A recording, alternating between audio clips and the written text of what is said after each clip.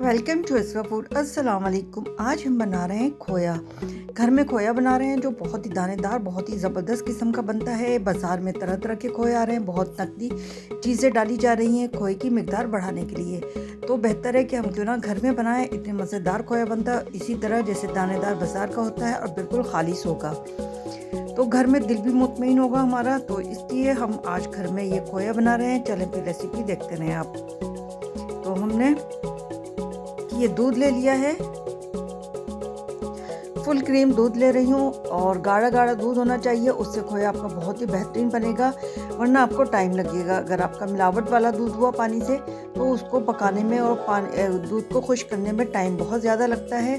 तो इसको हम पकाते रहेंगे। उबाल आने के बाद इसको हम इस पर चमचा रख देंगे तो दूध बिल्कुल भी नहीं निकलेगा। लकड़ी का अगर घुटन रख दिया जाए इस पर कोई भी चीज़ तो दूध निकलता नहीं है, बहुत अच्छे से पक जाएगा। आधा दूध हमारा आप देखें पक चुका है। मैंने तकरीबन 20 मिनट इसको पकाने के लिए छोड़ दिया था। लो फ्लेम से थोड़ा सा ज़्यादा था ये फ्लेम हमारा, और हाई फ्लेम पे तो आपका निकल सकता है। तो आप आराम से इसको इजी होकर बनाएं।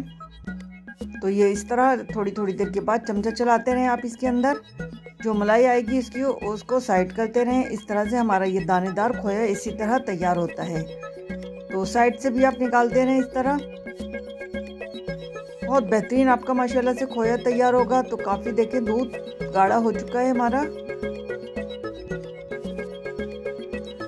और अब इसको मज़ीद गाढ़ा करने के लिए मैं 2 टेबल स्पून भरकर मिल्क पाउडर डाल दें आप किसी भी ब्रांड का। तो इससे कलर भी बहुत प्यारा सा आ जाएगा और ज़रा थिकनेस भी जल्दी आ जाएगी।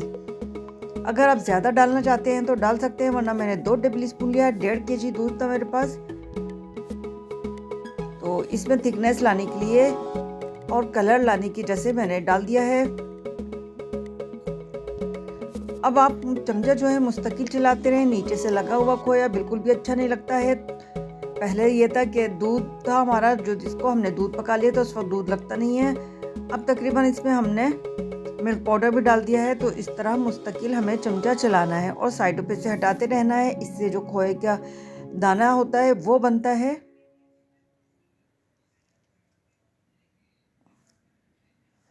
तकरीबन ये देखें हमारा और मज़ीद गाढ़ा हो चुका है। चमचा मैं मुस्तकिल चला रही हूँ, साइडों से हटाती जा रही हूँ। इस वक्त आपको चमचा बिल्कुल नहीं छोड़ना है, वरना नीचे से लग जाएगा और खोए में जो जले हुए की स्मेल आएगी वो बिल्कुल भी अच्छी नहीं लगेगी। इतनी मेहनत के बाद जब हम बना रहे हैं तो इस वक्त हमें मुस्तकिल इसके पास ही खड़े रहना है और चमचा चलाते रहना है। तकरीबन 5 मिनट इसको और लग जाएंगे। बस ये अब पोजीशन आ चुकी है। आप चाहें तो इसको फ्लेम बंद कर सकते हैं। 1 मिनट 2 मिनट के बाद मैं इसको मज़ीद पकाने के बाद फ्लेम बंद कर दूंगी।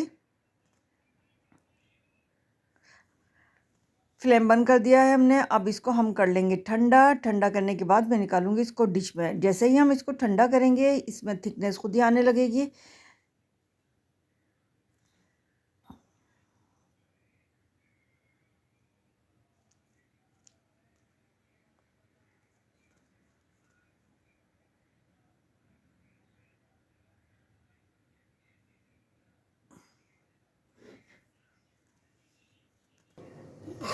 देखें ठंडा करने के बाद इसकी ये शक्ल आ चुकी है, बिल्कुल दानेदार बना है और इतना ही हमें चाहिए। अभी थोड़ा थोड़ा नीम गर्म है ये।